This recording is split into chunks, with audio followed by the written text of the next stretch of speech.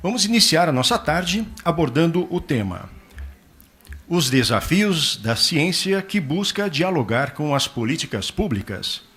Chamamos para compor a mesa os convidados: Dr. Saul Sipel, neuropediatra e consultor da Fundação Maria Cecília Souto Vidigal, que será o mediador nesta mesa.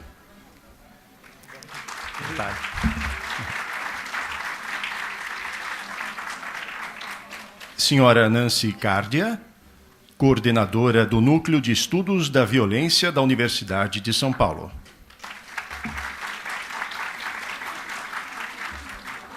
É bom separar, né? Estudo da Violência da Universidade de São Paulo. E professora Zilma de Oliveira, professora aposentada da Faculdade de Filosofia, Ciências e Letras da USP de Ribeirão Preto. Com a palavra, Dr. Saul Sipel.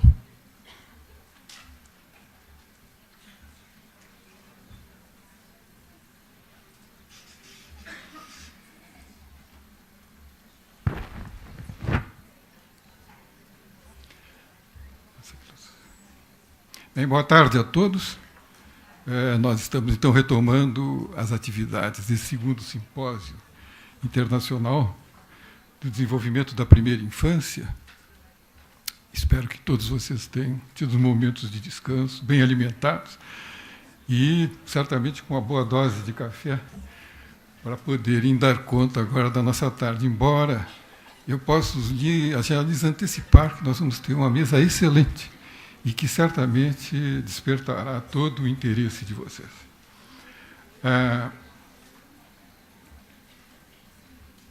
Desenvolver a criança para desenvolver a sociedade. Essa é a missão da Fundação. E essa nossa mesa, ela é uma mesa que começa a aprofundar ainda mais o tema que já foi mostrado com toda a sua complexidade hoje de manhã. Mesmo porque nós temos também como missão, e aí uma missão da Fundação, gerar e disseminar conhecimento para o desenvolvimento integral da criança. Como fazer isso? Como mexer, como nos aprofundarmos numa condição de extrema complexidade, como é a condição da primeira infância. Quando nós falamos aí num público de 0 a 6 anos, mas se nós tomarmos, por exemplo, um aspecto só, que foi bastante debatido hoje pela manhã, que são as crianças de idade menor, nós falamos a respeito da creche. O que é uma creche? Quais são as especificidades que tem uma creche? Quais são os requisitos que ela exige?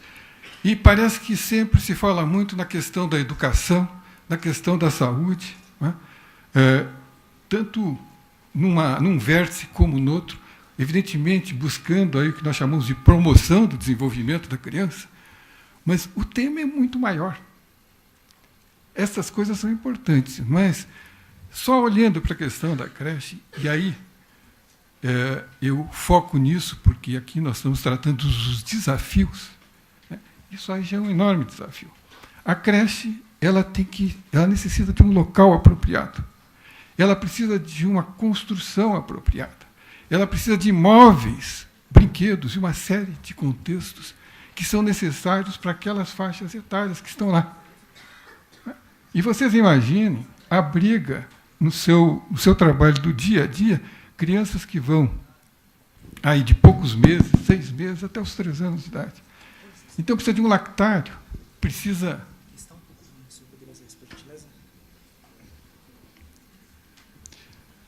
de gente que saiba lidar com bebês. Precisa de profissionais que conheçam detalhes de como se lida com uma criança menor. E tudo isso, então, acaba implicando...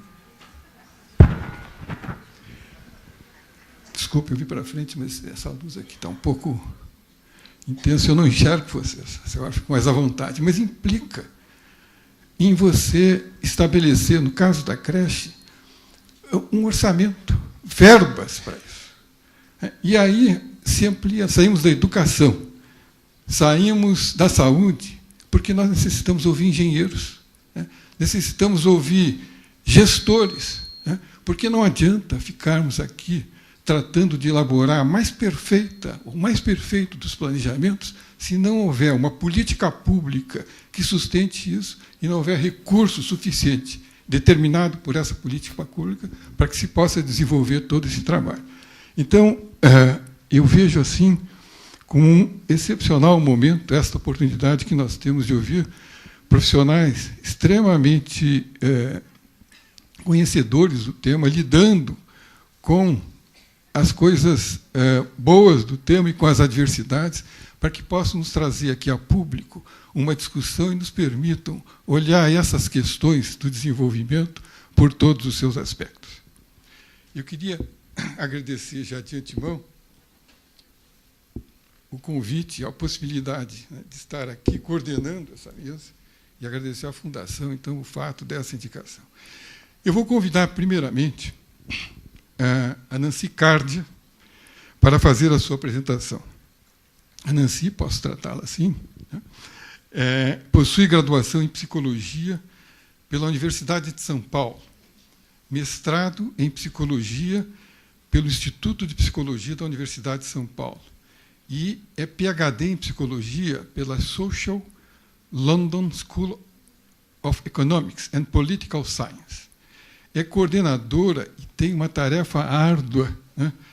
Coordenadora adjunto do Núcleo de Estudos da Violência da USP e sua representante enquanto centro colaborador da Organização Mundial de Saúde, no tema Prevenção da Violência, junto ao Departamento de Prevenção de Violências e Lesões.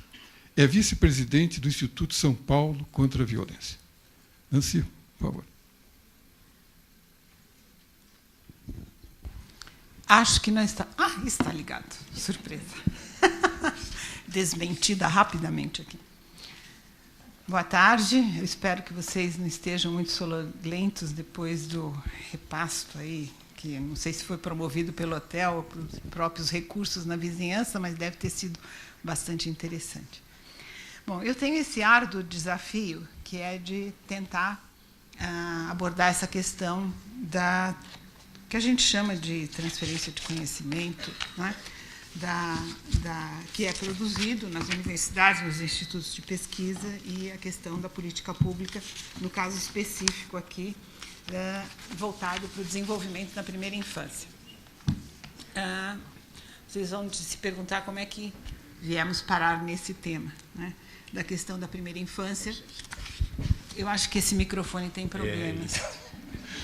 Ele e a lei da gravidade funcionam em conjunto. Ele prova que a lei da gravidade existe. Caso alguém tenha alguma dúvida, como já tiveram aqui nesse país no passado. Só uma faixa etária que vai entender essa minha piadinha. Mas, enfim, eu vim parar nesse tema da primeira infância por vias razoavelmente tortuosas. E ela tem início numa reunião em que estávamos discutindo as questões de prevenção de violência, ainda nos anos 90, e era uma reunião nos Estados Unidos, e alguém comentou, não, mas você tem que começar antes da criança nascer. E eu, imagina, antes da criança nascer, maluco esse. Bom, enfim, rapidamente eu descobri por que estava dizendo que a gente teria, para efetivamente fazer prevenção da violência, teria que começar com antes da criança nascer.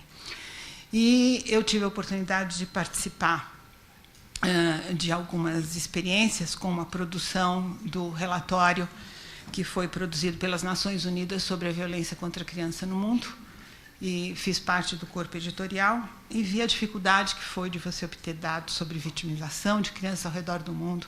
Os Estados-membros eram convidados a fornecer informações, ninguém coletava, a não ser nos Estados Unidos e uns poucos países, rotineiramente essas informações, mas todo mundo tinha programa. Todo mundo tinha programa de prevenção, que não era bem prevenção, era proteção, e sem informação nenhuma, né? Sem informação básica dos seus países, dos padrões de violência que essas crianças sofriam.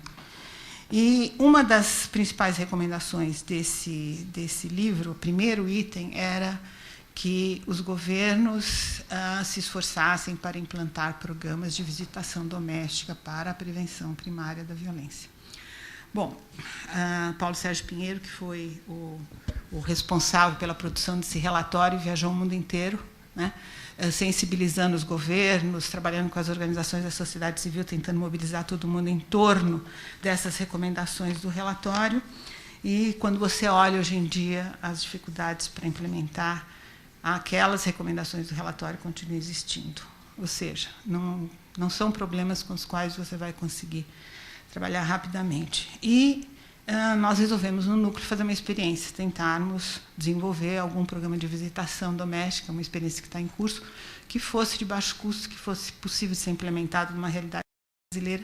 E escolhemos para isso uma população que a gente considerava como sendo a população alvo super importante, porque de maior risco para as questões de violência, tanto para a mãe como para a criança, que é a questão das adolescentes. As mães adolescentes, as adolescentes que engravidam, elas representam a situação de maior risco, e a gente tem feito esse trabalho. Mas não é exatamente sobre isso que eu vim relatar para vocês. Eu vim conversar com vocês a respeito de outras dificuldades que a gente tem observado na tentativa de passar informações de pesquisa para a área pública. E eu vou relatar uma experiência recente que a gente teve de participar de uma pesquisa que se chama multicêntrica, porque foi realizada em 6 países. Então, em termos gerais, no mundo ideal, quando você tem... qual é o papel da pesquisa? E em relação à política pública? Seria uma via de dupla mão. A pesquisa precisa de dados que vêm do setor público. Nós necessitamos de dados demográficos, dados da saúde, saneamento básico, educação, justiça, direitos humanos. Nós somos, os pesquisadores são usuários de dados produzidos pelos governos, em seus diferentes níveis, municipal, estadual, federal.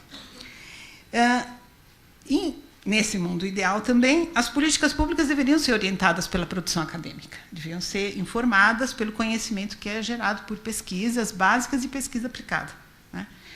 E os programas de amplo espectro, os programas que são feitos em ampla escala, também no mundo ideal, eles deveriam ter alguma conexão com aqueles programas que são testados cientificamente e que você consegue comprovar que os resultados estão ligados aos efeitos do programa. Quer dizer, você tem uma relação de causalidade. Idealmente, deveria ser assim. No mundo real, não é assim. Em geral, há uma enorme defasagem temporal entre um conhecimento que é produzido na universidade, pelos grupos de pesquisa, seja o que lá for, e a adoção pelo público. Vamos pegar uma coisa bem simples. Em 1987, o IBGE fez uma pesquisa dentro daquele seu programa de pesquisa que chama PNAD, a Pesquisa Nacional de Amostragem Domiciliar. Fizeram uma perguntinha assim, super comum: que documentos você tem? Tinha uma listinha de documentos. Nessa lista de documentos, estranhamente, mais pessoas tinham conta em banco do que tinha certidão de nascimento. E também título de eleitor. Como você não pode ter título de eleitor em tese sem ter a certidão de nascimento, aquilo era uma coisa meio estranha. Em alguns lugares, em alguns estados do país, o número de pessoas sem certidão de nascimento era enorme. Eu estou falando assim, 60%, coisas desse tipo. Passado algum tempo, nós conversando com alguns juízes de vara de menores, perguntamos: por que tanta gente sem certidão de nascimento? O que acontece? Tem que pagar. Nós, incautos pesquisadores da universidade, não sabíamos que o povo tinha que pagar para registrar seus filhos e que isto era um grande obstáculo. E que, pasmem, sem saber quantas crianças nasciam, como é que a gente sabia quantas crianças morriam? Também não sabia. Também tinha que pagar pela certidão de óbito. Aí começou uma batalha mesopotâmica, como diria Zé Simão, o grande filósofo nacional. Nós, aproveitando o Programa Nacional de Direitos Humanos, o primeiro do país, conseguimos, com um esforço, colocarmos lá item 1. Certidão de nascimento e óbito gratuita. Nenhum país digno pode se chamar de país quando cobra do seu cidadão para dizer que ele nasceu e que ele morreu. Tá bom. Então, foi lá, entrou, item número 1. Aí, os cartórios começaram a reagir. Os cartórios. Então, não bastava não bastava criar a lei, porque foi criada uma lei específica para isso. Não bastava a lei. Não, nós vamos fechar, vamos à falência e tal. Bom, resumo da ópera. Isso foi em 97. Ou seja, passados 15 anos, o IBGE nos conta, quando ele faz o relato dos dados a respeito dos registros civis, né, em relação a 2010, ele lista 1, 2, 3, 4, 5, 6, 7, 8, 9 iniciativas que tiveram que ser tomadas para que, eficazmente, a lei consiga valer e você diminua o número de subregistros e você de nascimento e você diminua o número de subregistros de óbitos. Ainda assim, em alguns estados do país, cerca de 48% dos óbitos as pessoas acham que não foram registrados. Em 2010, então, só para vocês verem o tamanho de certas tarefas que parecem super simples, vamos universalizar o acesso à documentação, né, da população. E veja que os anos passam, gerações passam e o problema continua existindo. Então, quando eu estou falando que no mundo real essas decisões e etc. tal, é muito difícil? É difícil. E você imagine quando a gente está lidando com um tema como a primeira infância, que é um tema transversal por excelência, e é um tema que vai exigir políticas públicas que sejam transversais. Num país onde cada um, e não é só nesse país, na maioria dos países, cada um quer considerar o seu setor, o seu ministério, a sua secretaria como um feudo que domina tudo, que tudo sabe, que não precisa do conhecimento de nenhum outro especialista. Então, nós temos aí um desafio que eu diria que serão gerações, né, que vão ter que lutar para que essas coisas ocorram e que a gente vai ter que ter muita pressão da opinião pública, porque só técnicos, só o saber dentro da universidade, das organizações, dos grupos que atuam junto à população não vai ser suficiente. A gente vai ter que ter clamor na opinião pública, a gente vai ter que criar um consenso em torno disso, né? No setor público, a gente ainda é agravado com outro problema, que é a rotatividade de equipes. Na hora que você consegue sensibilizar uma equipe para aquilo, já está mudando o ministro, ou muda o secretário, e muda o pessoal todo de cargo de confiança, e o próximo que vem não deixa a memória do que foi feito, e o próximo que vem tem que começar tudo da estaca zero. Então, não surpreende que temas como esse, que quem fala pelas crianças, né, terão que ser os adultos. Então, vai sempre ter que ter um tradutor das necessidades e que consiga sensibilizar profundamente, e não só para fazer programa, para campanha eleitoral, etc. e tal, mas, de fato, pegar no cerne das pessoas, né, e dizer que certas coisas que as crianças vivem aqui nesse país são intoleráveis e não pode continuar sendo assim, né, a gente tem condições de que não seja assim, vai precisar de bastante mobilização da nossa parte. Em 2007, aquela revista Lancet, como a própria chamada do seminário mostrava, teve uma edição especial sobre a questão do desenvolvimento infantil na primeira infância e colocava uma série, o editor do volume colocou uma série de desafios que permaneciam existindo para essa questão do desenvolvimento na primeira infância. E ele chamava a atenção para... Esse aqui não está funcionando? É uma ilusão? Acústica? Não, só inconveniente. Tá bom. Ah, tá certo. Eu tinha que segurar esse, eu não preciso segurar. Muito obrigado, meu braço esquerdo agradece. E ele, comparando com o desenvolvimento que tinha sido obtido na questão da redução da mortalidade infantil, colocava os desafios para as próximas décadas, né? Eu não vou ficar lendo esses desafios para vocês, porque eu acho absolutamente chato a gente ficar lendo transparência. Mas, enfim, havia a necessidade de uma conscientização, de compromisso, de compromisso de longa duração, né? E nós teríamos que sensibilizar grupos que não são facilmente sensibilizáveis, né? E as questões que ele colocava, que eu acho que são chaves para nós, né, é se esses líderes políticos, né, dariam atenção aos temas, né, se eles iriam ajudar a documentar as experiências, se... não, aqui eram os temas, para nós, quer dizer, quem pesquisa, entende, vai dar a liderança necessária, vai documentar, vai procurar soluções de baixo custo, porque não adianta. Tem soluções que são maravilhosas. Vocês pegam o programa de prevenção de violência que foi desenvolvido na Austrália e na Nova Zelândia, chamado Triplo P, é maravilhoso, mas o custo daquilo é absolutamente estratosférico, jamais poderia ser implementado num país como o Brasil, né?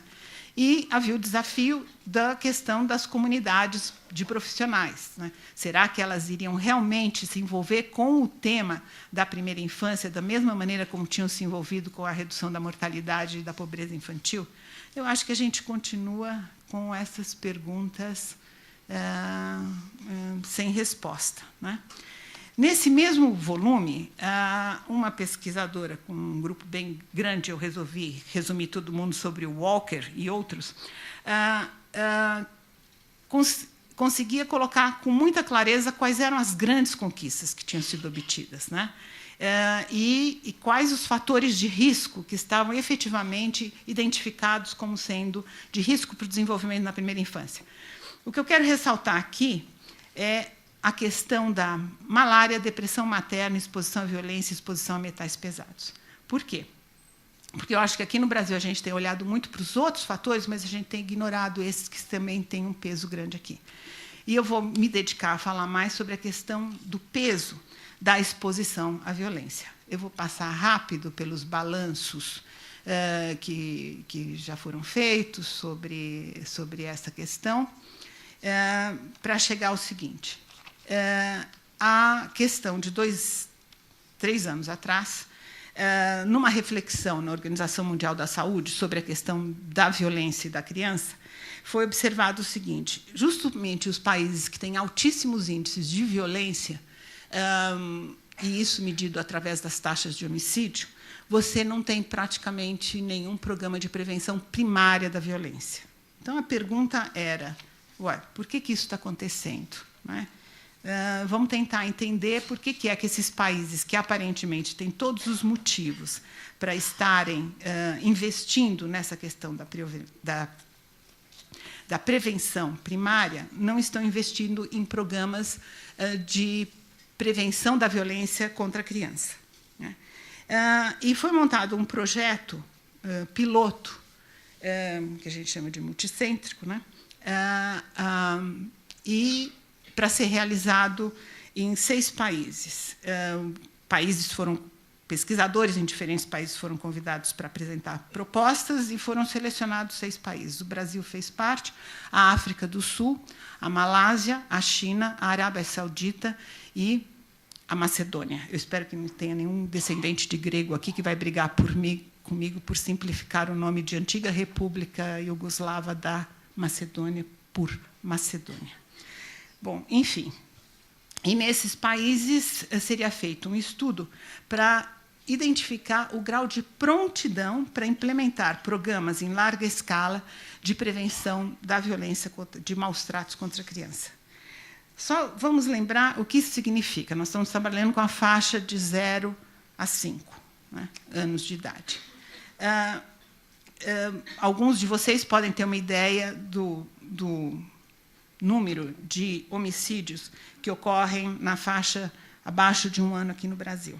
Diga-se de passagem, o Centers for Disease Control uma vez fez um estudo para identificar qual seria o dia da vida de cada um de nós em que a gente teria maior chance de ser vítima de homicídio. Algum de vocês tem uma ideia? O primeiro dia de vida da pessoa.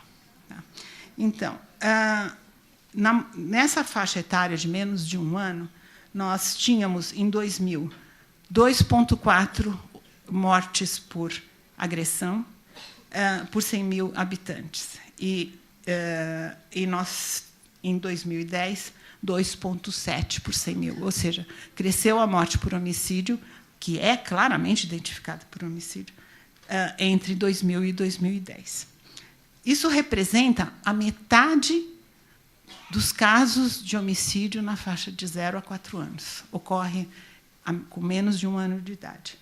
Nós tivemos, por causas externas, que mistura muita coisa, que pode ser também homicídio, mas que está disfarçado, nós tivemos uma taxa de 38,5 para 100 mil crianças abaixo de 1 ano e 35,6 por 100 mil em 2010. Ou seja, a taxa de causas externas permaneceu bem mais estável do que a gente poderia esperar. Essa taxa cai bastante quando você passa para considerar de 0 a 4 anos, ou seja, continua sendo a maior parte de mortalidade por causas externas de 0 a 4 está abaixo de 1 ano de idade. Nos países mais desenvolvidos, o que tem acontecido para você identificar o que acontece nessas causas externas, se isso daqui não está mascarando agressões, não é? E o homicídio, é uma revisão obrigatória. Você tem comitês estaduais de revisão obrigatória de todas as mortes de crianças numa determinada faixa etária por causas externas. Infelizmente, nós não temos isso aqui, mas deveríamos ter. Infelizmente, nós não temos nenhuma pesquisa nacional de vitimização de crianças. Nós não temos ideia do tamanho dos abusos que as crianças sofrem, mas nós temos cerca de 39 mil internações por causas externas por ano na faixa de 0 a 4 anos. E aí você pode ter muitos casos muito sérios. O único estudo feito para tentar identificar o que acontece nessas internações foi feito com os dados de 1998, por um grupo aqui de São Paulo, e mostrou que 6.000 casos, 6.800 casos eram por fraturas traumáticas e de cérebro, né? Com trauma cerebral. Muitas dessas fraturas, isso na faixa de 0 a 4 anos, né? Provavelmente não foram acidentes mesmo. Você tem outros procedimentos aí. Em todo caso, nós não temos um sistema de vigilância sobre essas internações por causas externas e muito menos um sistema de verificação desses óbitos. Enfim, o estudo multicêntrico, só para vocês localizarem, vocês veem que a coitada da Macedônia é um pontinho que nem eu consigo ver ali na Europa, mas vocês imaginem a bota da Itália e o resto do continente está escondidinho ali. Esses foram os países envolvidos no estudo multicêntrico. E os objetivos do estudo, como eu já havia adiantado, avaliar a prevenção, a prontidão para a prevenção, para identificar a lacuna de conhecimento, estabelecer uma referência para a gente poder medir que progresso está sendo feito nessa área, a ajudar no alocar recursos e adequar programas de intervenção e motivar também, porque, na medida em que você começa a entrevistar as pessoas, você começa a chamar atenção para o tema e talvez isso aumente um pouco a consciência a respeito da importância do tema. Foram entrevistadas 61 pessoas aqui no Brasil. Vocês ficaram contentes de saber, nessa plateia, que eu acho que tem 90% de mulheres, que a maioria dos entrevistados ao redor do mundo foi de mulheres. Por algum motivo, os homens que se ocupam desta área, nesses 6 países que foram considerados, parecem não muito dispostos a falar sobre os temas, porque foram convidados a dar entrevistas. Quem foi entrevistado? As pessoas que tomam decisão, gestores públicos, tanto a nível de Estado, município e nacional, nos ministérios relevantes, saúde, justiça, direitos humanos e tal. Profissionais, assessores, representantes de associações não governamentais, representantes do Sistema ONU nas Nações Unidas, membros de conselhos regionais, de profissionais e tal, de várias áreas, né? E foram colhidos dados acerca de 10 dimensões. Não dá tempo, estão me avisando que eu tenho 10 minutos, então vamos passar rápido aqui sobre essas informações das dimensões. Mas tratava de tudo que tivesse a ver com a questão dos programas de prevenção. Atitudes, conhecimento, existência de dados científicos, existência de programas de prevenção, legislação, vontade política, conexões internacionais, institucionais, ou seja, capital social para isso, recursos materiais, recursos humanos, recursos sociais e informais. Os entrevistados, coitados, sofriam por 2 horas, dando detalhes de tudo. Bom, aí nós chegamos aos resultados. Esses são os resultados do país. numa escala que podia ir de 0 a 100. Bom, o que a gente observou? Um score de prontidão para a prevenção de maus tratos contra a criança, para implementar programas de larga escala, de 31 pontos, ponto 21, dentro de 100 pontos. Nós não chegamos nem à metade, né? Foi um dos mais baixos índices de prontidão, mas a prontidão é baixa em todos os 6 países, mas a nossa foi a mais baixa. Onde nós nos saímos melhor foi na questão do conhecimento e informação sobre a prevenção de maus tratos contra a criança, né? Mas nos outros itens, vocês podem observar, por exemplo, vontade política em lidar com o problema 2,9. Ou seja, podemos dizer que, na percepção desses entrevistados, não há vontade política, né? Isso era expressado pelo comentário frequente por parte dos entrevistados de que não existe sequer uma dotação orçamentária dedicada para o tema. Esse é o exemplo mais claro para os entrevistados de que não há vontade política.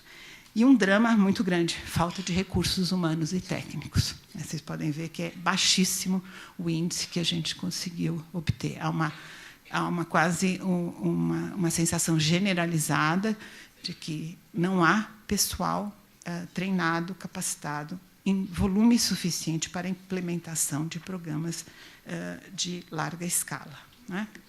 A prioridade da prevenção, a maior parte, totalidade, quase 84% dos entrevistados, baixa prioridade é dada a isso em relação a outros problemas. Proteção, ou seja, cuidar da criança depois que a violência já ocorreu, tem muito mais prioridade que prevenção. E as medidas de prevenção que existem são percebidas como inadequadas, né? O melhor score obtido, como eu disse, foi de conhecimento e informação sobre prevenção, porém faltam os dados sobre vitimização, estudos locais e nacionais, dados sobre prevalência, tipo e consequências e custos dos maus-tratos. Os tipos de maus-tratos mais mencionados: abuso físico, sexual, psicológico e negligência. As consequências mais mencionadas: danos psicológicos, consequências sociais. Os fatores de risco foram pouco nomeados. Muito poucos fatores de risco foram elencados. Aqueles poucos que foram nomeados são a desigualdade econômica, o estresse social e econômico e a estrutura familiar precária. Outros poucos citados foram alcoolismo, uso abusivo de drogas, baixa escolaridade, etc. Avaliação dos programas de prevenção baseados em evidências científicas. 54% dos entrevistados conheciam ou já ouviram falar sobre abordagem baseada em evidência científica antes da entrevista. Vejam que 46% não conheciam. 3 programas foram avaliados: visitação doméstica, técnicas de parentagem, uma palavra péssima essa, mas eu não consigo encontrar outra, e prevenção de trauma cerebral, o Shaken Baby Syndrome, né? Apenas os 2 primeiros foram aprovados, o terceiro era desconhecido, considerado inadequado. Vocês se lembram que eu falei que, em 1998, 6.239 crianças foram internadas por traumatismo craniano entre 0 e 4 anos. Quer dizer, como é que não se conhece o Shaken Baby Syndrome com este tipo de dado, né? Resultados dos 6 países. O que nós temos em comum, todos nós? Os resultados apontam, né, para a necessidade de aumentar os recursos humanos e técnicos para lidar com os maus-tratos contra a criança, melhorar a coleta de dados sobre os maus-tratos e sua prevenção, aumentar a conscientização sobre o tema para aumentar a vontade política de lidar com esse desafio. Eu acho que a gente vai ter que lidar com esse problema ainda por bastante tempo, desafortunadamente, né? Então, o nosso grande desafio, né, é como transformar a prevenção dos maus-tratos e violência contra a criança em prioridade para a ação. Eu acho que, enquanto a gente não aprender que, efetivamente, a primeira infância, né, e não é só a primeira infância, a gente está falando aqui do período já na gestação, né? Nós estamos falando de que algumas coisas precisam ser incorporadas pela sociedade, né, muito antes, né? Nós não vamos conseguir fazer esse tipo de sensibilização.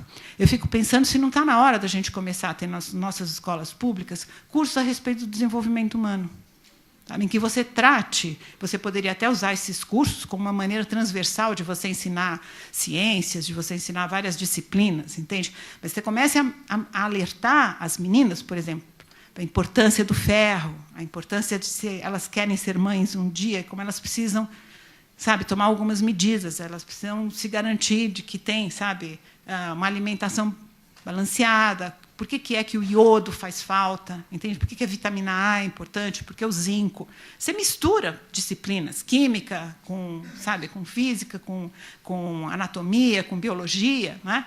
Porque se nós não fizermos esse tipo de... O que significa o desenvolvimento infantil? Né? O que uma criança precisa? Se a gente continuar pensando que vai ter uma avó sábia, maravilhosa, que vai ensinar essas meninas como serem mães, etc., tal, nós vamos morrer na praia, porque isso daí não vai acontecer. E eu acho que, se nós não começarmos a melhorar o grau de informação da nossa população, nós não vamos sensibilizar os políticos. Eles só vão responder à pressão vindo da população e dos meios de comunicação. Muito obrigada.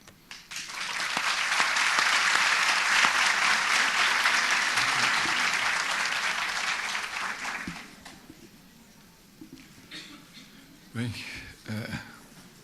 a gente engole em seco, né?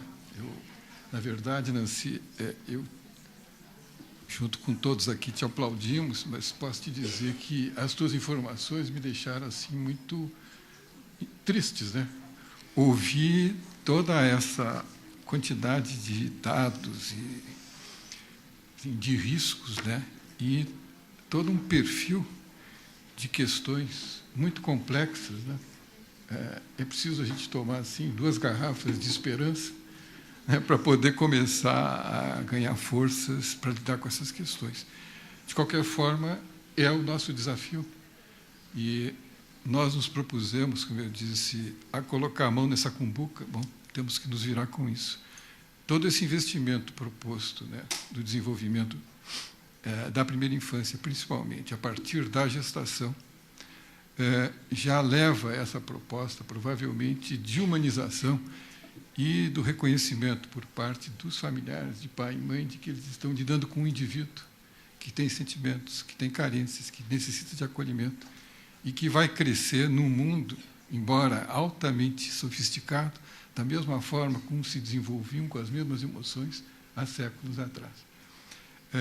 Talvez uma informação que seja interessante aqui, eu li recentemente uma informação que fala da criação de um profissional que chama Child Life Specialist, um especialista de vida de criança.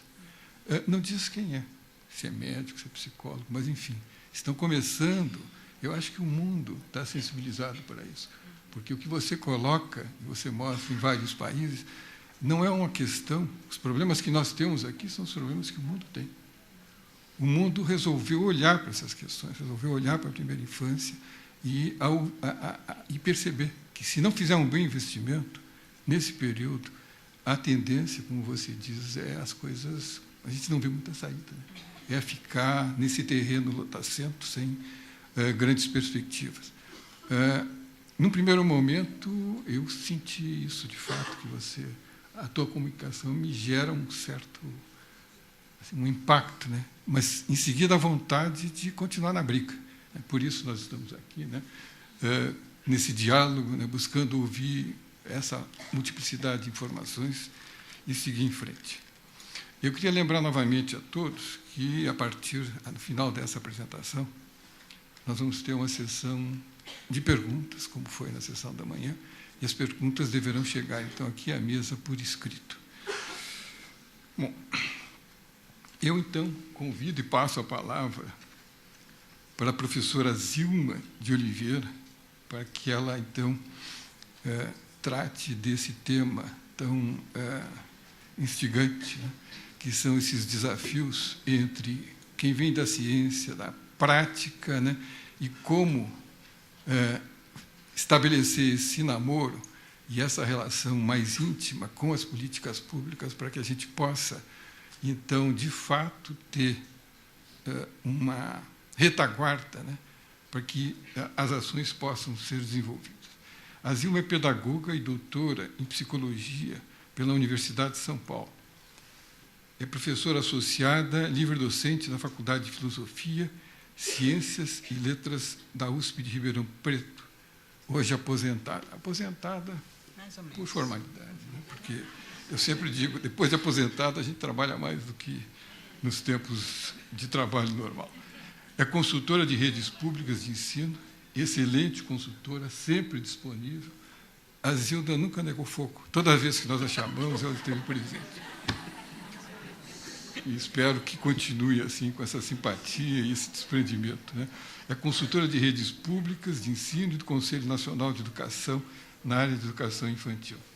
Então, obrigada, Sal, pelas palavras, agradecendo também a oportunidade de estar aqui, a Fundação ter o convite, e desafiada pelo tema e sobre a relação de políticas públicas e pesquisa, e igualmente sensibilizada pela fala que me precedeu da Nancy, que, na verdade, de uma certa forma, antecipa algumas das dificuldades que a gente vê, em grosso modo, né, no jeito brasileiro de imaginar nossa pátria. A gente, uma vez, pegando um gancho seu, mas indo para frente, quando começamos a discutir com os educadores de creche a respeito do ECA, e ela tinha, de uma forma muito ingênua, muito moralista, o ECA não pode mais, aliás, não pode mais e nunca pôde bater em criança, qualquer coisa assim, uma educadora fala para a outra: mas por que você bate na criança? Você não é nem mãe dela. Então, a gente está ainda com uma questão complicadíssima com relação a esta presença humana, uma presença que desqualifica a existência da criança. No fundo, é um primata, um mamífero que nasceu naquela família, ninguém consegue ver aquilo como já um sujeito psíquico, um sujeito, né? Mas, na verdade, eu vou aqui falar um pouco a respeito de uma linha de pesquisa. Eu vou pedir perdão por pegar apenas a linha de pesquisa de Ribeirão Preto, mas eu acho que ela representa grande parte, não totalidade, mas grande parte das linhas de pesquisa em psicologia e desenvolvimento que nos últimos anos vem ocorrendo. Na verdade, eu estou falando do Centro de Investigação do Desenvolvimento e Educação Infantil, coordenado pela Clotilde Ferreira, que vinha de uma tradição de estudos do desenvolvimento etológico, como Burton Jones em Londres, etc. Então, muito atenta a essa avaliação bem psicométrica, e estudando também a questão do apego, que nós já conversamos hoje de manhã, e, de alguma forma, respeitosa a essas questões, mas incomodada por elas. Quando, em Ribeirão Preto, isto era 1970 e pouco, quase 80. Eu era bem pequena nessa época. E, na verdade, a gente começou a discutir sobre as condições, a seguinte hipótese de trabalho, né? Se o apego tem essa importância definida, como funcionaria o desligamento da criança da família para a inclusão numa creche? Então, investigamos as creches e, naquele momento, já nos parecia que a investigação teria de ver as condições da creche. Sem isso, não dava para comentar. Até porque, na nossa opinião, um pouco dos dados do Bowlby e do Spitz, já comentados hoje cedo, em 1950, pós-guerra, você tem que se indagar o quanto que aquele hospitalismo, aquela depressão, aqueles problemas da criança também não eram devido a um estado pós-guerra, onde as mães realmente ou estavam sobrecarregadas de trabalho, ou estavam elas próprias deprimidas, a comida era pouca, a vontade de brincar com criança era menor ainda. Então, isso já dá a primeira matriz de pesquisa, não descontextualizar o comportamento da época e das condições históricas também. Não é só contexto imediato, mas o contexto histórico que os dados podem estar sendo colocados. Então, essa é uma discussão saudável. Pensar os efeitos e a apresentação de uma conclusão científica nas condições em que aquele trabalho e aqueles sujeitos estavam ocorrendo. Isso nos levou a realmente voltarmos para a ideia de que o contexto ecológico, aí foi falando em Bronfenbrenner e outros autores, tem uma importância fundamental para a gente entender o desenvolvimento na sua ocorrência, quer dizer, a criança na sua ação e prever nisso as possibilidades que ela tem de efetivar uma ação e os caminhos abertos para ela criar outras aprendizagens.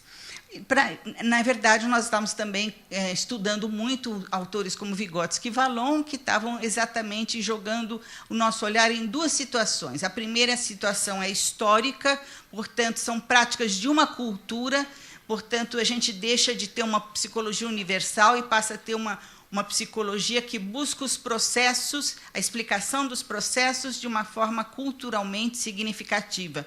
Então, é diferente... as crianças são crianças aqui na China, na África, mas não vamos dizer que o desenvolvimento psicológico, que eu estou chamando de psicológico, é o desenvolvimento das formas humanas de agir, sentar, pensar e sentir, são as mesmas aqui e lá e lá. Quer dizer, na verdade, as culturas vão formulando diferentes leituras de mundo e diferentes leituras de sujeito que vão influenciando a contexto de educação das crianças. Então, com isso, a gente já tem um primeiro problema para definir o que e para o nosso diálogo sobre desenvolvimento, porque é um desenvolvimento que tem uma base cultural respeitável. Dizer isso não quer dizer que não haja uma base orgânica a ser trabalhada.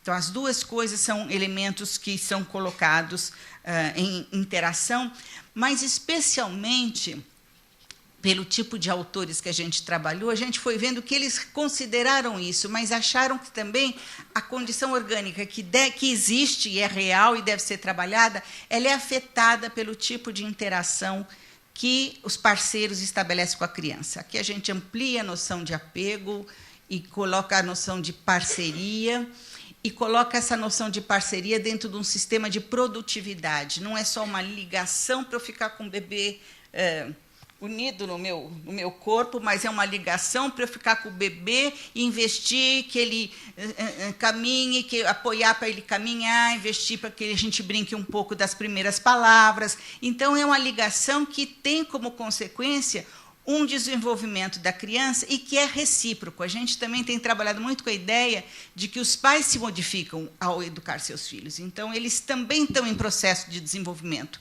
Às vezes, quem é terapeuta até sabe que, muitas vezes, o desenvolvimento do pai está bloqueado, por isso que da criança não sai. E muitas vezes, a gente desbloqueando um lado, o outro lado fica enriquecido. Bom, na verdade, a gente também sabe que hoje todo mundo fala, mas as crianças de hoje são fenomenais. Os pais dessas crianças não eram assim quando pequenos. Todo mundo escuta isso, porque as crianças já sabem mexer no computador, no celular, etc. E, na verdade, eu acredito que toda criança é inteligente no seu tempo. A cada tempo, as crianças reagem muito bem às aberturas daquele tempo, à tecnologia daquele tempo. E agora as crianças estão em outro sentido, mas isso só dá para a gente um reforço na ideia de acompanhamento histórico e de uma preocupação com relação às idades de desenvolvimento. De a expressão de determinado comportamento. Eu sempre me remeto a uma participação minha no começo da década de 80, eu era bem pequenininha e fui dar assessoria na Secretaria de Educação. E aí, naquele momento, numa reunião muito importante, com gente muito competente na área, nós estávamos discutindo como ajudar a criança de 5 anos a discriminar amarelo, vermelho e azul. 5 anos. Não é que todos não faziam, mas um grupo expressivo não conseguia. Jogando para cá, hoje, com 2 anos, se as crianças de 2 anos não discriminam azul, vermelho e amarelo, você começa a fazer reunião. O que nós vamos fazer com as crianças que não discriminam? Não precisa esperar até os 5, porque é muito... a TV a cores, o barateamento da tintura de roupa, permitindo que mesmo as mães mais pobres hoje usem roupas de cores exageradas. Então, isso tudo está trazendo às crianças um tipo de discriminação fina que permite que elas, muito mais cedo, façam uma discriminação que, em outros momentos, era feito mais tarde e era normal. Era normal fazer mais tarde, como é normal fazer mais cedo hoje. Só para jogar isso para a gente pensar. Bom, então nós estamos aqui pensando como investigar desenvolvimento, olhando a validade ecológica disso. Quer dizer, duas pessoas podem mostrar o mesmo comportamento, o que não quer dizer que tenha a mesma validade ecológica. Mesmo que os dois estiverem no mesmo ambiente, não é, evidentemente, a mesma coisa, o sentido do mesmo comportamento. Se tiverem ambientes diferentes e mostrarem o mesmo comportamento, mais ainda a gente vai passar a pensar sobre isso. Em resumo, nos últimos anos, a grande parte da psicologia do desenvolvimento aqui entre nós tem se dedicado a compreender os processos de desenvolvimento, né? Isso alimentado por uma série de ciências, como a etologia, a linguística, a medicina, a neurociência. Então, todo mundo olhando, mas como funciona? É importante esse como funciona, porque, como nossos autores falam, eu preciso saber como está para saber como é que pode ser. Então, eu preciso partir do como está para depois imaginar qual é o caminho que esta atual apresentação se mostra mais favorável a uma mudança. Bom, agora detalhando um pouquinho só, rapidamente, as pesquisas que a gente fez, são 40 anos de pesquisa, uma série de coisas, é só mostrar um minutinho. Nosso foco foi creche, todo mundo sabe do histórico de creche, não vamos falar nisso, que é um histórico assistencial, muito ligado à questão do mais pobre, e somente quando a classe média e a classe média alta começou a pôr os filhos em creche, é que toda essa discussão passou a ter uma outra conotação. Nós temos 20 e poucos anos da creche estar na educação, no sistema de ensino, pela legislação, e menos anos ainda para que elas efetivamente fossem transferidas para as equipes de secretarias de educação.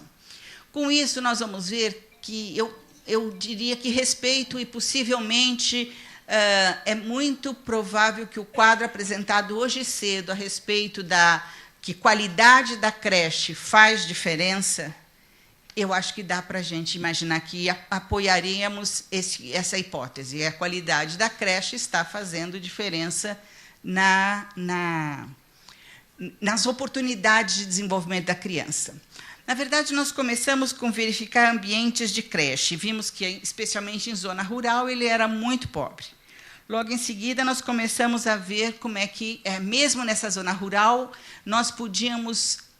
Porque o que incomodava, ainda dentro do paradigma do apego adulto-criança, era que era muita criança para um único educador. Além disso, o educador não tinha escolaridade profissional. Então, como que esse educador consegue... Porque tinha criança de pendurada no educador, era uma árvore de Natal cheia de criança de pendurada. Então, na verdade, isso atrapalha outras coisas e inclusive, torna muito cansativo o trabalho do educador.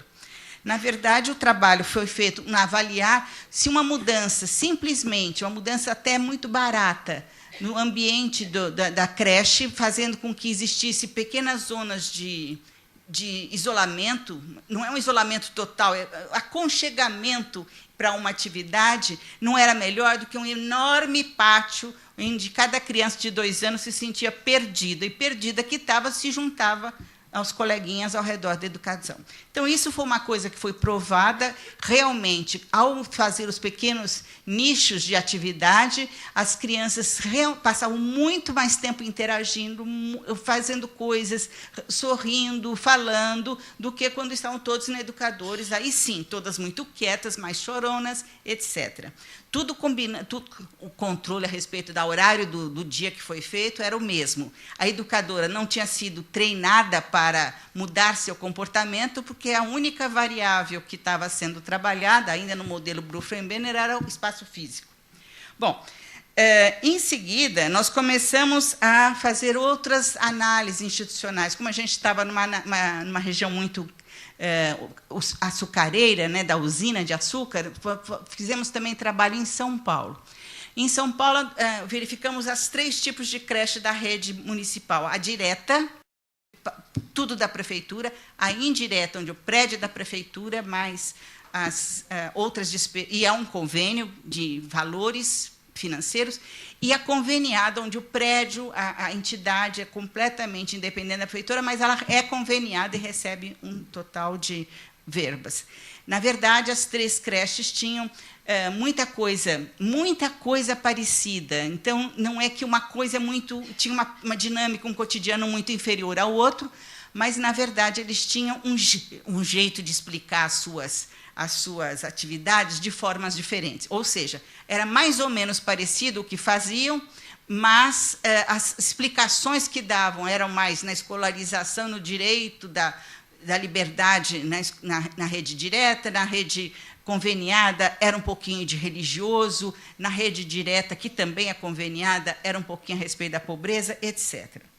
Bom, isso nos permite ver que a gente, conhecendo esse lugar, a gente pode ver que tipo de oferta está tendo a criança. Outra coisa que nos ajudou muito foi olhar, mas espera aí, se todas essas condições estão ocorrendo e não são as melhores condições possíveis, ainda assim as crianças são interessantes. O que fomos ver? Eu, pessoalmente, fiz um doutorado com 1 ano de filmagem numa creche pública, quase que quinzenal, e acompanhei as crianças de 2 anos que fizeram 3, e acompanhei as de 3 que fizeram 4 durante 1 ano, e fui analisando o jogo de faz de conta deles, e analisando os processos pelo qual passa o jogo de faz de conta. Ele vai se modificando com o desenvolvimento das crianças, e a maior competência que elas têm pela linguagem, pela gestualidade, etc., e aquilo ficou uma coisa impressionante. As crianças têm uma atividade, uma grande possibilidade de resolver problemas, etc. Eu posso usar aquele material coletado há tanto tempo atrás para dizer, olha como é um processo, digamos, normal de desenvolvimento. Se eu repetisse em outro lugar, aliás, já fiz isso com os alunos da pós-graduação, saiu muito parecido.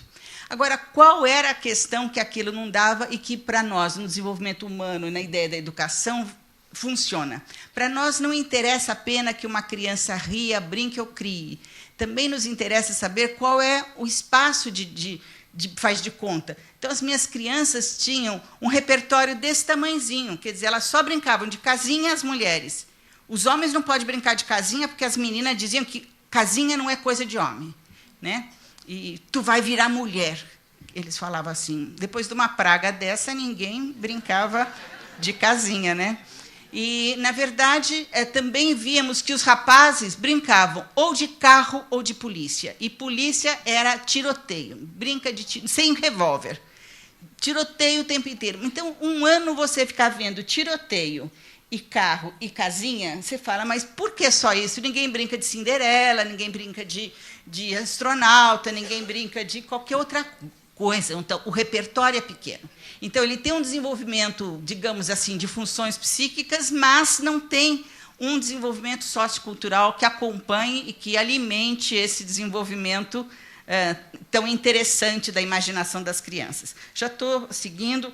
Nós fizemos também outros trabalhos discutindo na creche, conhecendo como é que funciona o almoço na creche, que, não sei se vocês sabem, ele é um pouquinho bagunçado. Então, voa arroz, voa tudo.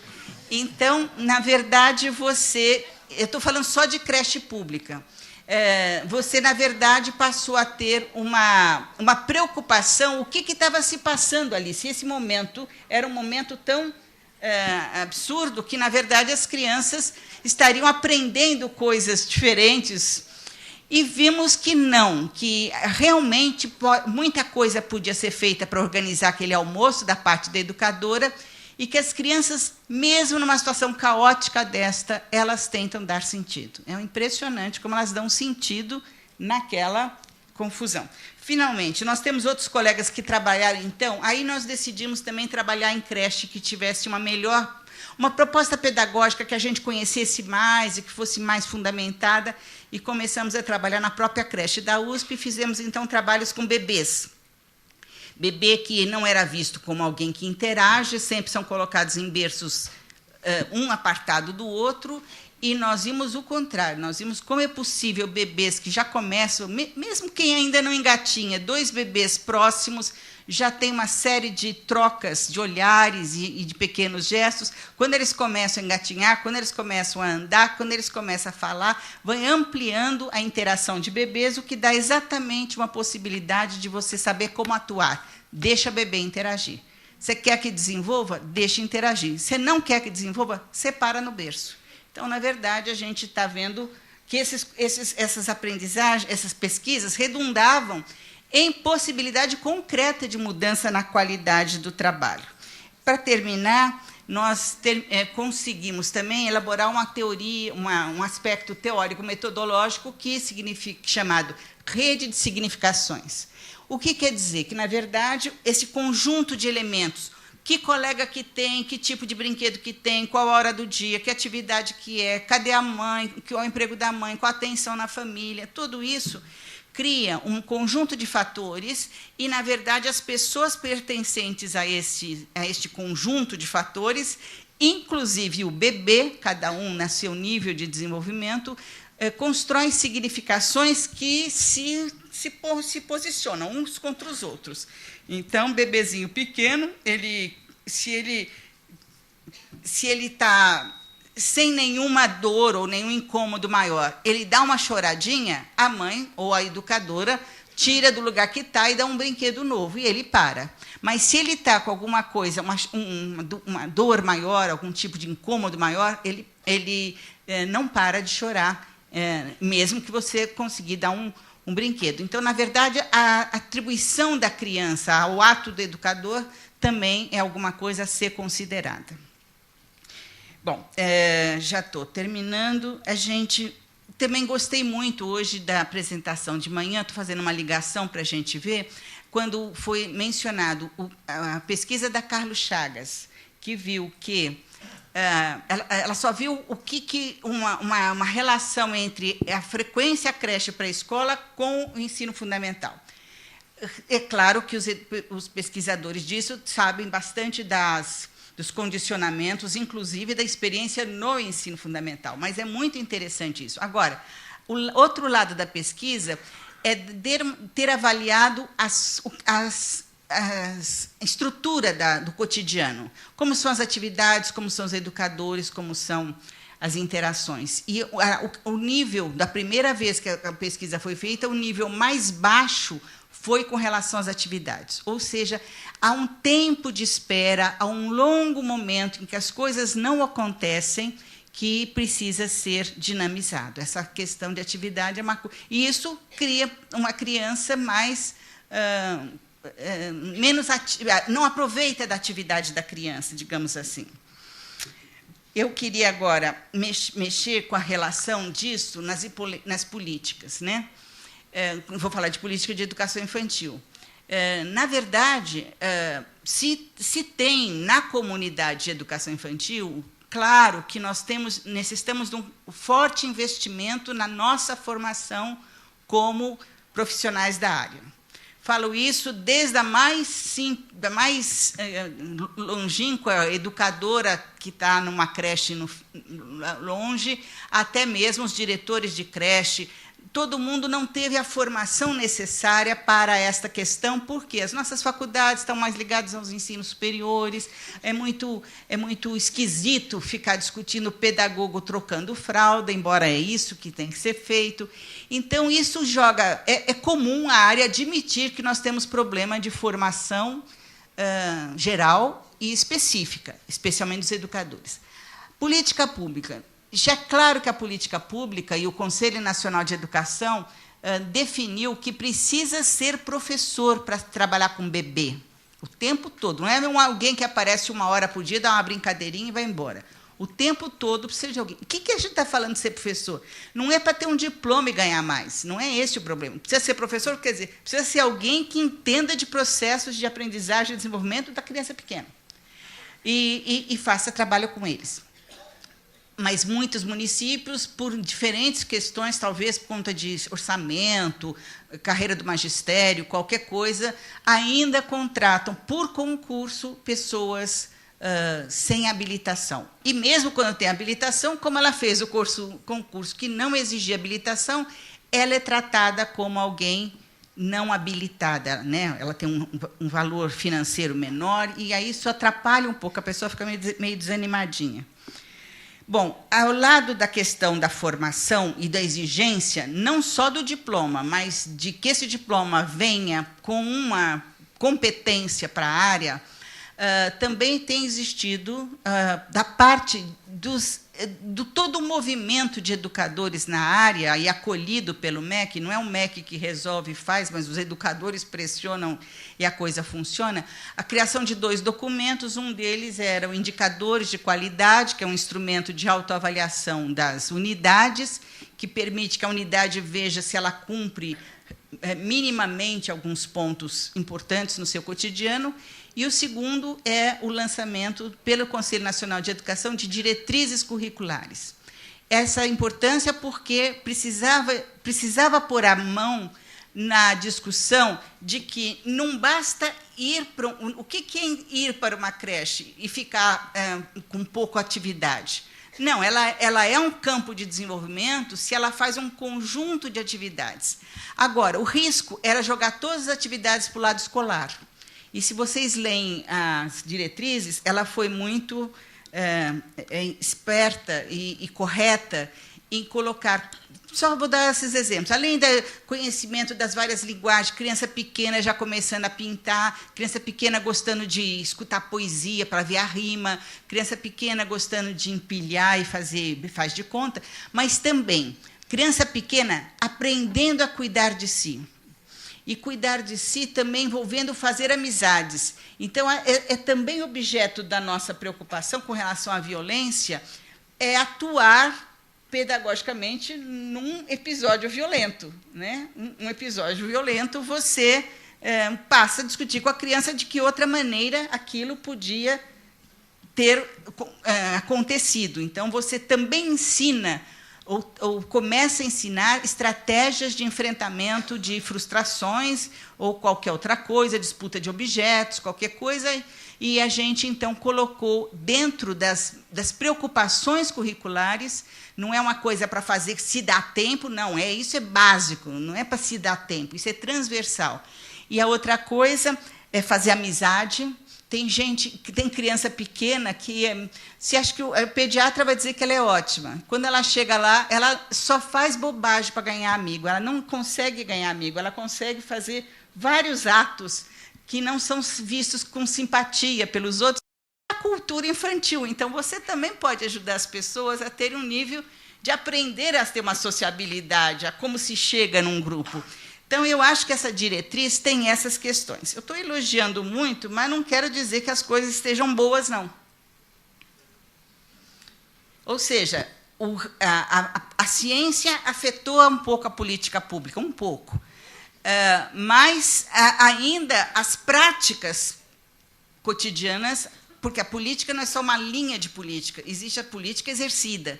Então, as práticas cotidianas estão ainda sendo renovadas. Nós temos um problema dos leigos, que eu já falei. Hoje de manhã, também o professor comentou a respeito de que tem uma coisa que faz tanta diferença e o custo é mínimo, que são as atividades. Você conseguir mudar as atividades dos educadores, e não precisa pensar que eu vou ter de comprar livros maravilhosos, tem várias coisas que dá para fazer com um custo muito baixo e que dá um resultado muito grande. Como é que a gente vê o resultado? Por exemplo, na verbalização. Muitas vezes a gente quis filmar a criança numa creche pública, as crianças não falam. Aí você fica, mas então quem de vocês é a mais simpática para fazer a criança falar? Aí chama a mais simpática e as crianças continuam inibidas. Pode ser que sejam por nós, etc. Quando você vai numa outra escola, que todo mundo fala, então é uma coisa importante de se perceber as diferenças de contexto.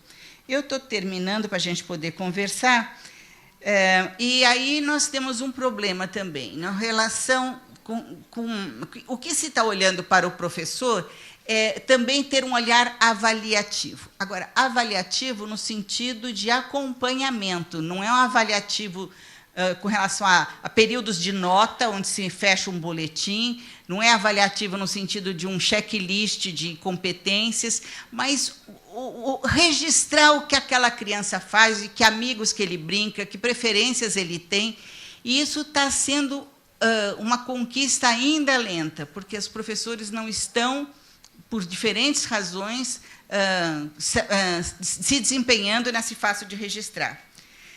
Eu terminaria aqui dizendo que, na verdade, a gente tem, na área de educação infantil, a creche eu acredito, e a gente já fez avaliação, mesmo dentro deste quadro, em transição, quer dizer, um quadro, se vocês olhassem hoje, olhassem há poucos anos atrás, muito mudou, é muito melhor. Agora, tem outro tanto para andar, né? E, agora, mesmo assim, a gente acha que uma creche, exceto se ela for inadequada, ela ainda é contexto de desenvolvimento ela é fator de proteção para a maioria das crianças, né? Então, a gente pode discordar um pouco da maneira como o cotidiano vive, etc., mas, ainda assim, ela é um fator de proteção. Portanto, podendo a primeira infância receber um investimento maior em termos de formação, eu acredito que, então, ela cumprirá plenamente o seu objetivo de trabalhar o desenvolvimento infantil, como está na legislação. Obrigada, fico por aqui.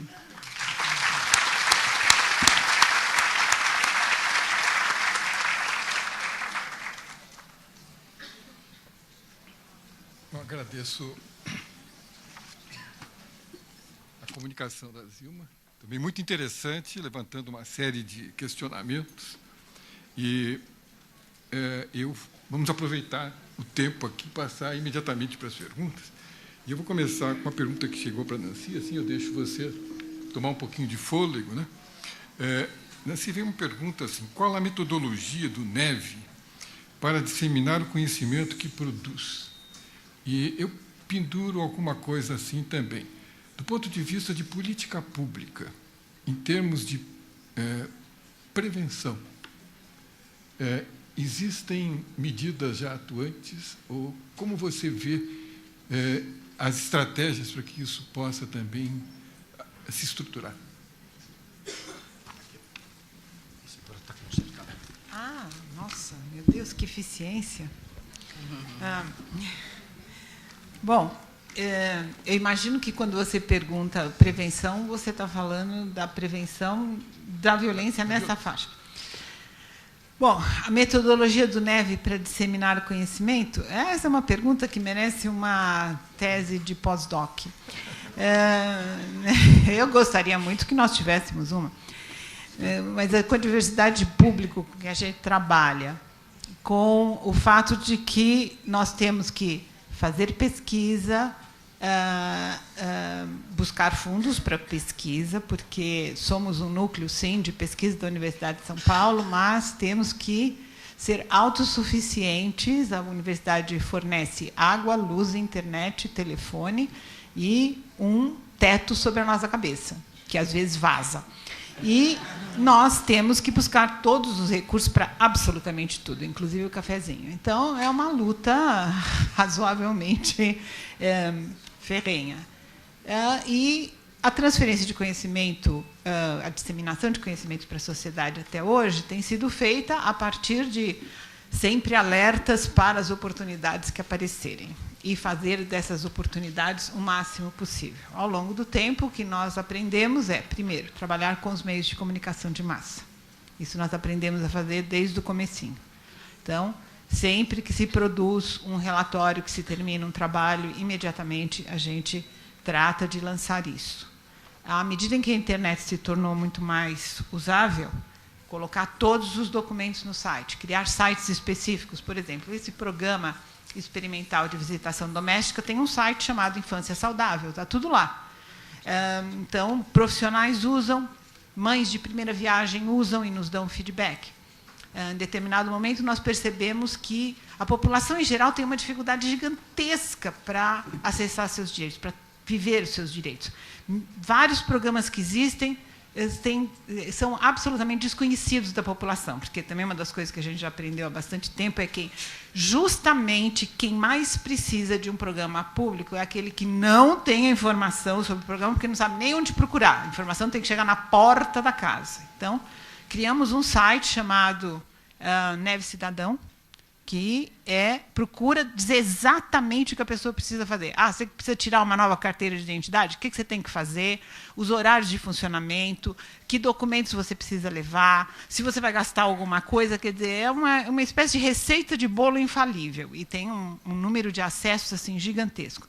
E a gente usa coisas mais tradicionais, né? A gente faz seminários para um público bem amplo, transmite pela internet, deixa lá no nosso site para outras pessoas que quiserem utilizar aquele material. A gente procura transformar o material do seminário em livro, que possa ficar perenizado nas bibliotecas. A gente trabalha com coisas do tipo, como a gente fez uma parceria com a Rede Globo uma vez, há vários anos atrás, eles queriam dar um presente para a cidade de São Paulo, estava se discutindo muito a questão da violência, nós falamos, bom, tem muito conhecimento dentro das universidades a respeito das causas da violência, vamos enriquecer um pouco o debate. Chamamos urbanistas, chamamos epidemiólogos, chamamos quem era a linha de ponta trabalhando a questão da violência ao redor do mundo. Fizemos um seminário de 5 dias, trouxemos policiais, juízes, etc. e tal. A Rede Globo transmitiu aquilo direto, isso virou um livro. As pessoas que participaram não se esqueceram daquilo. Nós aproveitamos que nós estávamos com um programa tentando aumentar o controle externo sobre a polícia aqui, junto com o Canadá, financiado por uma agência canadense de desenvolvimento, e junto com a Universidade de Ottawa. Convidamos jornalistas da Globo para irem documentar missões de policiais e pessoas que eram ativas na sociedade civil, tentando melhorar o trabalho da polícia, para irem ver como é que se fazia policiamento comunitário lá, que a polícia comunitária é uma polícia que tem que atuar com a população e tem que responder às necessidades da população. É uma forma de controle. Essa documentação, a Globo transmitia em horário nobre, transformou em vídeos que foram mandados para todas as academias de polícia civil e militar ao redor do Brasil. Quer dizer, vocês estão entendendo? À medida que vão surgindo oportunidades, a gente vai identificando que existem necessidades, a gente tenta somar recurso de um projeto com o outro e por aí para frente. Agora, adoraríamos poder ter uma área profissionalmente desenvolvida, voltada só para isso, mas lá você tem que ser mágico, fazer várias coisas ao mesmo tempo, né? Época de mudança, a gente carrega a caixa assim, de livros, etc., e depois estoura o joelho. E aí vai, a vida de pesquisador no Brasil é isso mesmo.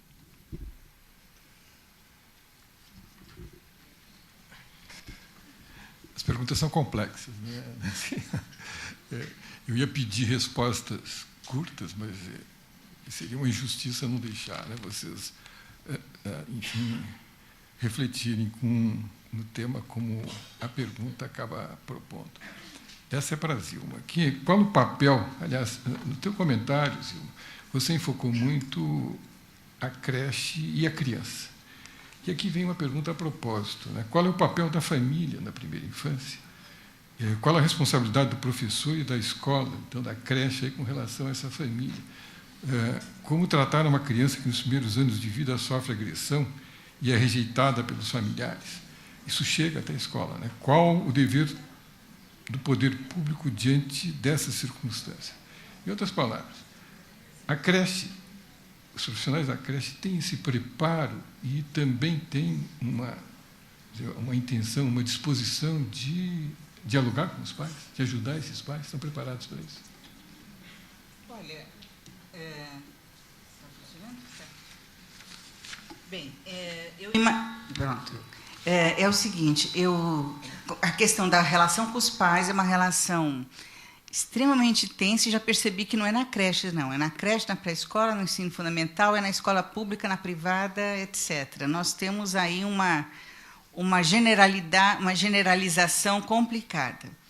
Com relação ao específico da creche, nós temos, por um lado, um jeito um pouquinho acusativo da creche e dos pais, uma relação de mútua indisponibilidade, mas, ao mesmo tempo, existem outros momentos de profunda união.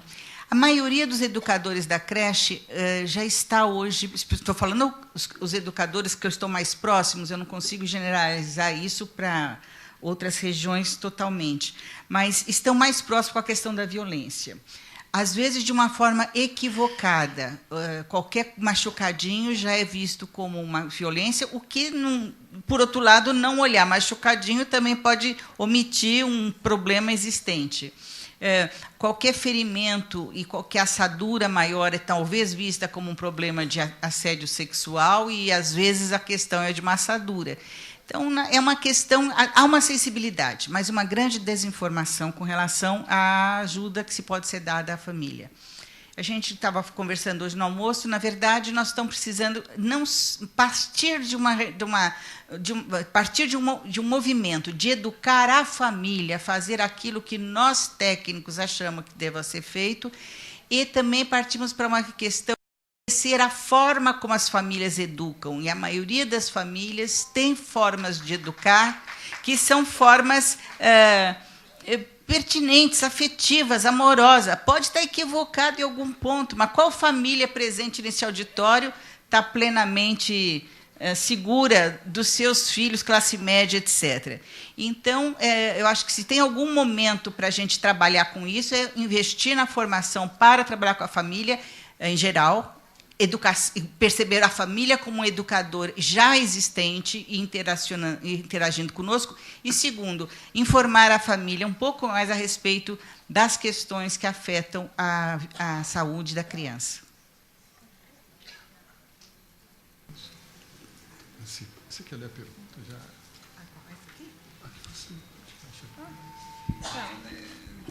Tem duas perguntas aqui, são rápida a resposta.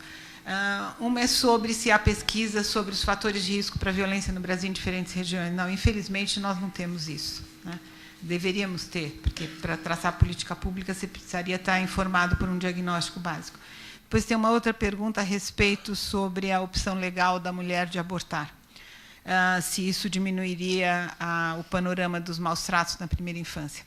Bom, a resposta a essa pergunta é um trabalho de livre docência da professora Maria Helena Prado Jorge, da Faculdade de Saúde Pública, que investigou todas as mortes por causas externas de crianças de 0 a 1 ano, no ano de 1988, eu creio, fazendo entrevistas com a família, etc. E descobriu que a maioria havia sido casos envolvendo realmente a mãe e eram gravidez indesejada. Eu acho que a mulher tem que ter esse direito, sim. Eu acho que é extremamente perturbador que, nesse país, a gente possa discutir tudo, menos o aborto. Isso daqui, imediatamente, a discussão é paralisada, né? E os nossos políticos temem as reações e não levam essa discussão avante. Quer dizer, metade da população desse país fica silenciosa, porque um tema que é de extrema importância não pode ser debatido. Eu acho que tem que ser debatido, sim. A criança ser gestada e depois ser jogada numa lixeira, acontecer as coisas horrorosas que a gente vê acontecendo aí, eu acho absolutamente insuportável, né? Então, é isso. Aqui tem uma questão sobre qual a diferença entre estimular e escolarizar.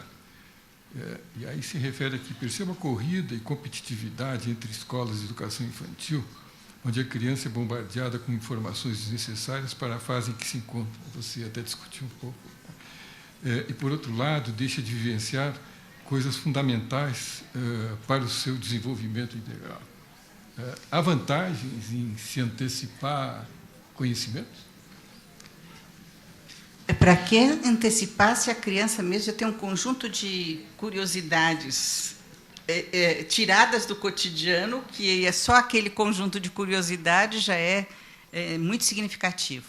Mas vamos voltar um minutinho. Escolarizar é um termo que eu pessoalmente entendo assim, ele é usado muito quando o professor de criança pequena, às vezes 2 anos, atua dentro de rituais escolares, ou seja, ou o professor fala, imaginando que isso é ensinar, ou o professor faz objetiva mecânica de exercícios, e então, ou seja, escolarizar é banido de todo jeito. Mas por que é banido? Uma das razões que é banido nos vem pelo Vallon, que vai dizer que nessa fase do desenvolvimento, e aí talvez o diálogo com as pessoas que trabalham com as neurociências, a questão mais importante é dar um tempo os tempos são muito diversos de todas as crianças, de forma que qualquer tentativa de eu dar a mesma instrução para todas as crianças ao mesmo tempo é fadado ao sucesso. Então, primeiro, já está errado por aí.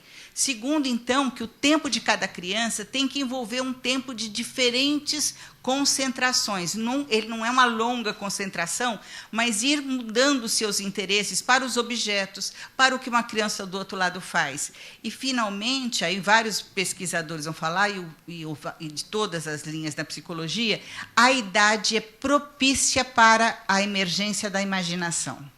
A imaginação, ou seja, o trabalho com imagens. Sem esse bom desenvolvimento do trabalho por imagens, e que é um trabalho absolutamente aberto, ou seja, a imagem não existe a imagem certa e a errada, existem múltiplas imagens, ela é conveniente que tenha essa liberdade de trabalho, e acontece, por exemplo, ou no desenho espontâneo, espontâneo orientado pela professora, mas, de alguma forma, não é um desenho formal ou de colorir uma coisa desenhada já no mimeógrafo, e não faz de conta. Talvez as crianças, segundo os autores, e eu talvez pense, o ensino fundamental, depois dos 8, 9 anos, ele é ótimo para a gente ser um pouquinho mais decorativo, mais decoreba, né? A criança adora discutir, com 8, 9 anos, um pouco dos sinônimos, dos antônimos, mas não o pequenininho. O pequenininho está interessado em coisas que dão sentido para ele. Então, não é o modelo escolar tradicional para a criança pequena é banido das questões. Não, a creche é um lugar de aprendizagem, mas não se faz nada por aí. É aprendizagem um pouco mais pelo exercício, pelo movimento. Pronto. Curioso isso. Você estava falando e eu estava me recordando de uma criança que eu estava acompanhando internada no hospital e que, enfim, ficou umas 2 semanas internada, e os avós, a família toda trazendo aqueles presentes de luzinha que apaga, acende, faz ruído. Ela tinha por volta de 10 meses, e tudo aquilo até pendurado no equipo de soro que estava correndo para a criança. E ela queria brincar com o tubinho do esparadrapo. Isso. É aquilo ali, o resto, então, para a decepção dos avós. Deixa eu só comentar, então. Não, na verdade, a gente tem aí um complicômetro. Quer dizer, nós temos uma indústria do consumo que diz que a gente deveria... Ela vende pedagogia para os pais, né? O pai que ama os filhos tem de comprar tais e tais e tais brinquedos. E todo mundo sabe que as crianças brincam no dia que ganha e depois volta a brincar com o velho ursinho. Então, o problema é a ligação da criança com o brinquedo não mantém essa racionalidade da venda que a bula do brinquedo diz. Ele gosta muito daquele ursinho horroroso que ele tem, porque ele é afetivo. Então, eu acho que a gente está aí diante desse problema. E eu também concordo com essa história da gente estar... Quando a gente fala que não é para deixar a criança na imobilidade, na pouca estimulação, ninguém está defendendo a superestimulação, a compensação de competências, e esse modelo do faster, earlier and better, quer dizer, mais rápido, mais cedo e melhor. Ninguém está defendendo essa pedagogia do gêniozinho no berçário. A Nancy queria complementar uma das suas respostas. Sim, foi a respeito da pesquisa que aponta fatores de risco para a violência no Brasil.